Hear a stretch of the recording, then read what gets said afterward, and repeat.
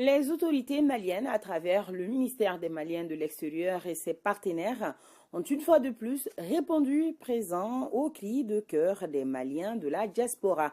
Nos compatriotes en détresse en Angola, notamment 46 personnes, retournent au Bercail. Elles ont été accueillies par le ministre des Maliens de l'Extérieur et de l'intégration africaine en personne.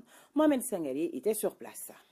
Ils étaient 46 Maliens venant d'Angola à être accueillis. Ces compatriotes ont regagné le Bercail après plusieurs années de souffrance en Angola.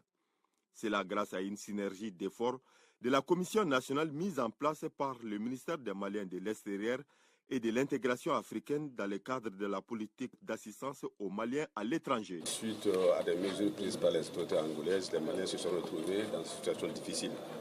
Et les plus hautes autorités ont donné des instructions pour que nous puissions trouver les voies et moyens afin de rapatrier ces Maliens. Donc il y a certains qui ont pu regagner le pays par leurs propres moyens. Bon, c'est une situation triste parce que cette fois-ci il ne s'agit pas de rapatriement en provenance des pays européens, c'est entre nos pays africains.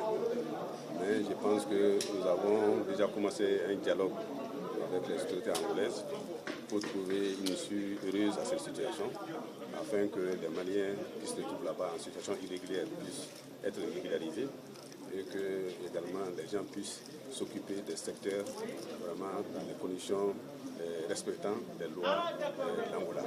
Un ouf de soulagement pour certains qui ne manqueront pas de mots pour remercier le gouvernement. Sentiment de joie, de fierté, parce que je suis retourné dans mon pays natal. Bon, Dieu merci, nous quand même nous sommes sortis aujourd'hui.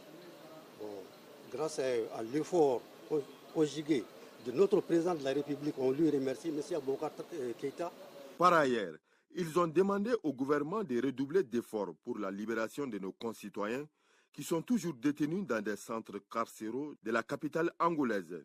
Rappelons que depuis le déclenchement de la crise angolaise en septembre dernier, un comité national composé des agents des 3 départements travaille inlassablement avec l'ambassade du Mali en Angola et l'OIM pour faciliter le retour de nos compatriotes en situation difficile.